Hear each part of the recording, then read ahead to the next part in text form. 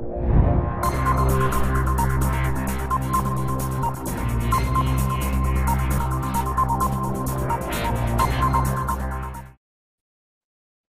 morning, folks. Deb Delapian here. I'm going to try to keep this short because I want this on as many venues as I can get it on, okay?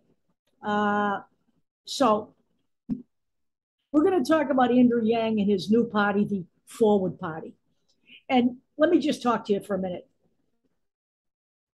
The notion that a third party is going to get us out of this mess is just totally incorrect. It is nothing more, I'm going to say it, a distraction. It's a distraction in the midst of the fact that we are facing full frontal fascism in this country, brought to you by the GOP. According to Yang, his party is going to transcend the differences in the parties. First of all, let's not even go there. The fact of the matter is we have never been one nation. In fact, the South still thinks the fucking Civil War is going on. And the majority of the people on the right would love to see another civil war. That's not a lie. They talk about it all the fucking time. Some of the candidates in the GOP talk about it as part of their, campaigns. We have two parties here. We have the Democrats who embrace everyone. I don't care why they do. When there's a problem in Texas and the grid goes down, Joe Biden didn't play politics. He sent them aid. When they had problems, in Louisiana with storms, Florida, never blinked an eye, helped out. Even as Governor Abbott in Texas was, filing legislation to keep masks off people during the pandemic, he raised his hand and stuck his hand out for money to help. He got it from Joe Biden. They embrace, the Democrats embrace women, poor people, people of color, transgender people, gay people, immigrants. They embrace everybody, okay? The GOP, not so much. The GOP is the party of white nationalism, xenophobia, anti-Semitism, racism, hate, transphobia, and homophobia. Their goal here is to marginalize just about everybody who doesn't fit the straight white man perspective. And you know what? All of you Republican women, you better think twice about where you're going here. So let me just say this. When Andrew Yang does shit like takes his little party to a thing called Freedom Fest, let's take a look at who's speaking at Freedom Fest. This whole shit show is about as right-wing as you can get. Don't be fooled by John Cleese here. John Cleese is a xenophobe who is now lamenting the fact that London doesn't look like the London of old days because there are too many cultures there. He's joined the ranks of Eric Clapton, who was actually there in 1976, but no one ever talks about that because what? Because he's a musician, except that we don't focus on Eric Clapton on our radio station anymore. Here's a rapper. He might look like a guy that we can trust, except for the fact that he's been on the Joe Rogan Experience, Fox News, the Ben Shapiro Show, and the Candace Owens Show. You can't get much more racist than any of those shows. Glenn Greenwald, who is now selling himself as an independent journalist, what Glenn Greenwald has developed into is a blogger.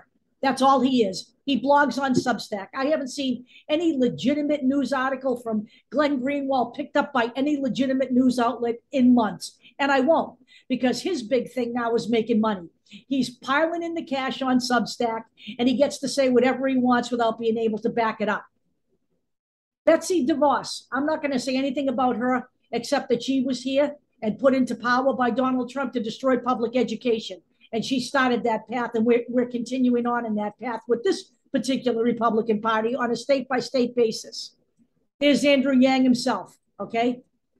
Fraud that he is. He's an entrepreneur with $4 million in wealth. He's looking to make a name for himself. He does not give a shit about you on any level. He feels no pain that people on the Democratic Party side feel. Rand Paul, Mike Lee, two right-wing U.S. senators, right? No surprise to anybody. Del Bigtree, anti-vaxxer, purveyor of medical misinformation extraordinaire.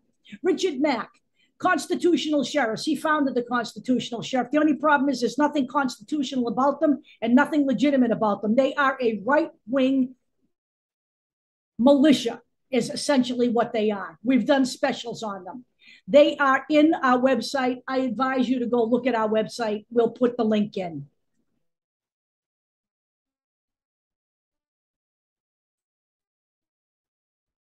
We have a couple of candidates here from the Libertarian Party, another party that is, basically free market Republicans. That's all they are. And much of what they talk about here is making money.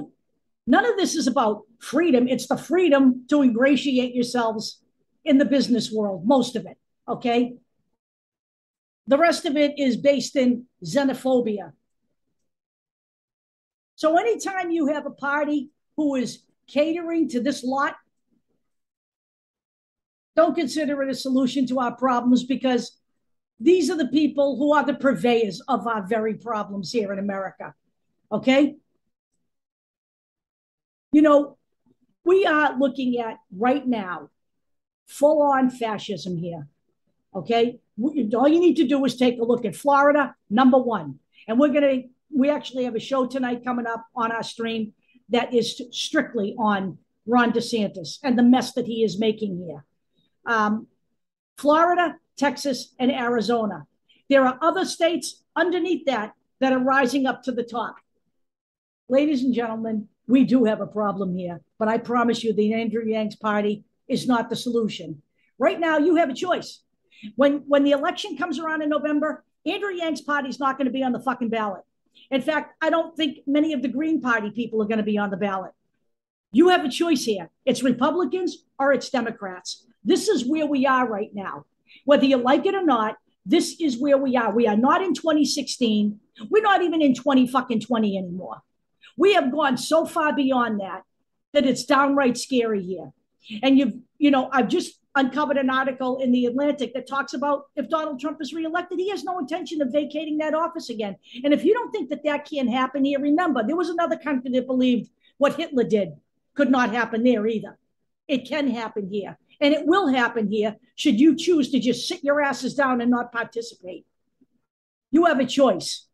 But I'm going to tell you right now, whether you do it this year or whether you do it in 3 years, Andrew Yang's party isn't the solution. He's nothing more than another big money opportunist. It's time to wake up, folks. I'll talk to you all later.